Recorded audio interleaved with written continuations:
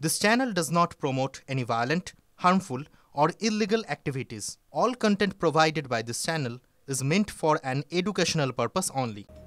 কলকাতায় জাল ওষুধের পর্দাফাঁস হতেই শোরগোল। কিভাবে এই নকল ওষুধ পৌঁছে যাচ্ছে মানুষের কাছে, টার্গেট হচ্ছে কারা? খোঁজ করে জানা গেল পিছনে আছে অনেক বড় চক্র। বাংলাদেশ, মায়ানমার, ভুটানের মতো পড়শি দেশগুলিকে ব্যবহার করে ভারতে চলে নকল ওষুধের ব্যবসা। অনলাইন অ্যাপেও বিক্রি করা হয় জাল ওষুধ। খাস কলকাতায় জাল ওষুধের কারবার। ভবানীপুরের একটি বাড়ির গোডাউন থেকে পেটি পেটি ওষুধ উদ্ধার করা হয়েছে, তাও আবার ক্যান্সার, ডায়াবেটিসের মতো ওষুধ, সবটাই নকল। কিভাবে বাজারে ছড়াচ্ছে এই জাল ওষুধ? টার্গেট করা হচ্ছে কাদের? উত্তর খুঁজলাম আমরা TV9 Bangla. Doctor, medicine distributor, chemist, ড্রাগিস্টদের সঙ্গে কথা বলে উঠে এলো চাঞ্চল্যকর তথ্য। পিছনে রয়েছে বড় চক্র। মূলত চারভাবে বাংলা সহ ভারতের বিভিন্ন প্রান্তে পৌঁছে যাচ্ছে অনুমোদনহীন ওষুধ। সফট টার্গেট করা হচ্ছে গরিব, অসহায় রোগীদের। এমন অনেক বিদেশি ওষুধ প্রস্তুতকারী সংস্থা আছে যারা ভারতে তাদের প্রোডাক্ট বিক্রির অনুমতি পায়নি কারণ USFDA এর অ্যাপ্রুভাল নেই। এই অ্যাপ্রুভাল আদায়ে রুলস রেগুলেশন অনেক, বিষয়টি সময় সাপেক্ষ। খরচ ও সময় বাঁচাতে বাংলাদেশ, মায়ানমার, ভুটানের মাধ্যমে ওষুধগুলি ভারতে আনা হয়, কারণ এই দেশগুলি পেটেন্ট আওতার বাইরে। সূত্রের খবর, এই দেশগুলিতে কাঁচামাল পাঠিয়ে দেওয়া হয়, সেখানেই তৈরি হয় ওষুধ। তারপরই কাস্টমারদের সঙ্গে সরাসরি যোগাযোগ তৈরি হচ্ছে। কিভাবে? দরিদ্র রোগী চিহ্নিত করার জন্য রাখা হয় এজেন্ট। ক্লিনিক, সরকারি, বেসরকারি হাসপাতালে অসহায় গরিব রোগী পরিবারকে বাছা হয়। তাদেরকেই এই সংস্থার সঙ্গে সরাসরি যোগাযোগ করতে বলা হয়। কুরিয়ারের মাধ্যমে ওষুধ পৌঁছে যাচ্ছে বাড়িতে। দরিদ্র রোগীদের চিকিৎসার স্বার্থে এই ওষুধগুলির নামই প্রেসক্রিপশনে লিখে দিচ্ছেন অনেক ডাক্তার। যারা পারছে না তারা কি তাহলে মরে যাবে? সুতরাং তারা সেই ওষুধগুলো এখনো যদি পেটেন্ট পিরিয়ডে থাকে তখন তারা মরিয়া। আমরা তখন লিখতে দিতে বাধ্য হই যে বাবা ওসিমার্টিন বলে একটা ওষুধ এটা মলিকুলার নেমে পাওয়া যায়, আপনি দেখুন কোথাও থেকে যদি জোগাড় করতে পারেন। তারা দৌড়ে মরে। কিছু এজেন্ট আছে, এই এজেন্টরা গভর্নমেন্টের যে প্রোটোকল আছে সেই প্রোটোকলে না গিয়ে বাংলাদেশ, দুবাই, মায়ানমার, যেখানে সস্তা ওষুধ পাওয়া যায় সেখান থেকে এই ওষুধগুলো চোরা পথে বা বাঁকা পথে নিয়ে এসে সেই পেশেন্টকে সেগুলোকে ক্যাটারিং করছে। ওষুধটা যে সঠিক কি সঠিক নয় সেটাও পেশেন্টের পক্ষে বোঝা সম্ভব নয়। বিভিন্ন অনলাইন প্ল্যাটফর্মের মাধ্যমেও দেদার অনুমোদনহীন ওষুধ বিক্রি চলছে।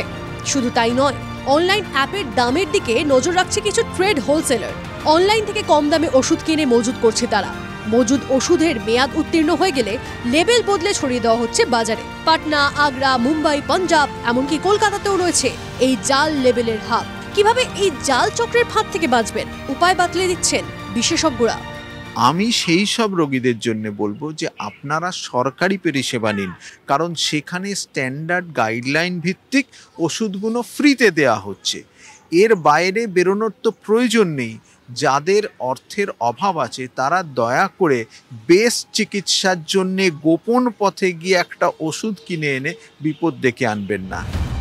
ওষুধের খরচ প্রতি সংসারে বেড়েই চলেছে, ফলে কিছুটা সাশ্রয় পেতে যে ওষুধের দোকানে ছাড় বেশি সেখানে ছুটে যান বেশিরভাগ মানুষ।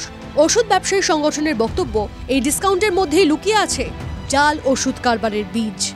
ডিপিসি অ্যাক্ট অনুযায়ী সরকার নির্ধারিত মুনাফা, সেই মুনাফার মধ্যে যে মুনাফা আমরা অর্জনই করি না তার চেয়ে বেশি ডিসকাউন্ট দেওয়ার যে প্রবণতা চলছে, এখান দিয়েই আমরা বদ্ধপরিকর যে এখানেই মানুষ ট্র্যাপড হয়ে যাচ্ছে এবং বাইরে থেকে স্পুরিয়াস ড্রাগসের রমরমা ব্যবসা হচ্ছে। বিক্রেতারা অবশ্য এই ছাড়ের পিছনে কোনো জালিয়াতি দেখছেন না। কাস্টমার ডাইরেক্ট ওই ডিসকাউন্ট আমরা দিয়ে দিচ্ছি, মালটা 26% ডিসকাউন্টে আমরা সেই মালটা দিয়ে দিই, এটাকে আমাদের খুব কম প্রফিটটা থাকে। মেডিসিন যে কোম্পানিগুলো আছে ডাইরেক্ট আমরা, ঠিক আছে, ডাইরেক্ট আসে বলে আমরা কিছু দিতে পারি। ওষুধের এই জাল কারবার দেখে চিন্তিত আমজনতা। ওষুধ তো লাগবে, নকল আসল যাচাই করবেন কি করে ভেবে দিশেহারা অবস্থা।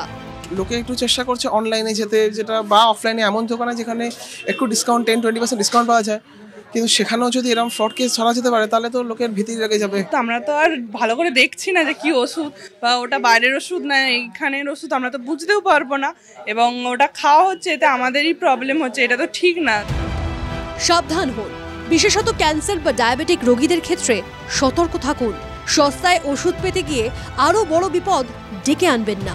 এদেশে অনুমোদিত নয় এমন ওষুধ যেগুলো বাংলাদেশ মায়ানমারে তৈরি হচ্ছে সেগুলোকে তারা চোরা পথে এই রাজ্যে এনে এই ধরনের রোগীদের হাতে তুলে দেওয়ার ব্যবস্থা করছেন। সুমিতের সঙ্গে সৌরভ দত্ত, TV9 বাংলা, কলকাতা।